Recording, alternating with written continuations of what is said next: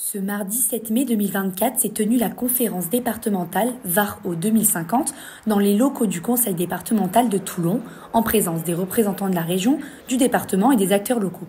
Pour la première fois, le département pilote une étude qui s'intéresse à tous les usages et à toutes les ressources pour être la plus efficace et la plus équitable possible. Le 30 mai 2023 se tenaient les assises départementales de l'eau qui avaient pour but de mettre en place et d'organiser ce projet.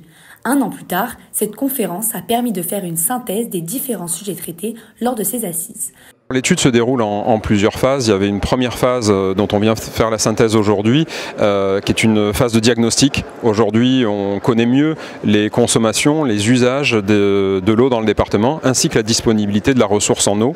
Et maintenant, on va se projeter avec les territoires, avec les acteurs de chaque territoire, pour essayer d'élaborer des scénarios prospectifs en fait, d'évolution de cette consommation d'eau dans les territoires.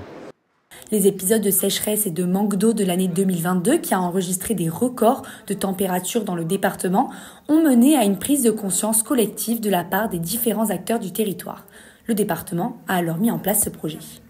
Le département agit au titre de sa compétence de solidarité territoriale.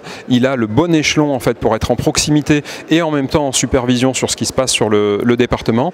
Et cette étude, elle se veut surtout concertée et co-construite avec les territoires. Et c'est en ça que c'est innovant. Ce n'est pas une étude qui vient se poser sur le bureau d'un maire, par exemple, et qui le maintiendrait de côté. Chaque élu local doit pouvoir s'approprier cette étude-là. VAR au 2050 est une étude prospective qui permettra d'établir des solutions et des actions à mener pour préserver la ressource en eau d'ici 2050. Plusieurs partenaires travaillent ensemble afin de mener ce projet. Le principal prestataire de cette étude est Cerema, qui a animé la conférence de ce 7 mai. Le Cerema, en fait, a pour vocation, en tant qu'établissement public, à accompagner les collectivités territoriales sur l'adaptation au changement climatique.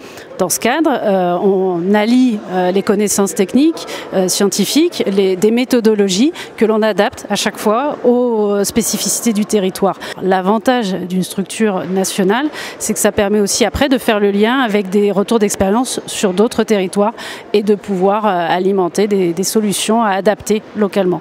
C'est notre rapport à une notion de limite de la ressource qui va évoluer et qui doit évoluer. La crise, on l'a vécue en 2022, là on en est sorti avec une année humide, mais ça doit nous montrer ce qu'on doit mettre en place pour pouvoir s'adapter et avancer dans ces nouvelles conditions. Le changement climatique est aujourd'hui l'une des principales menaces qui pèsent sur l'eau et son cycle naturel. C'est pourquoi les investissements et financements se sont multipliés pour permettre la mise en place de solutions. Même si les actions principales doivent être menées par les politiques, chaque acteur, qu'il s'agisse de la région, du département, des mairies ou même des habitants, joue un rôle dans l'utilisation de l'eau.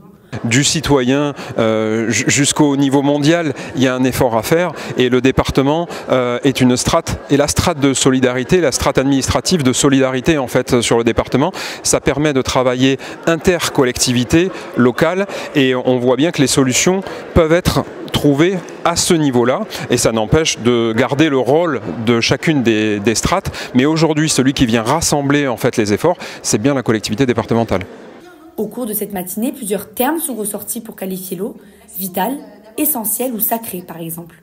L'intérêt est donc d'agir ensemble et solidairement afin de préserver cette précieuse ressource.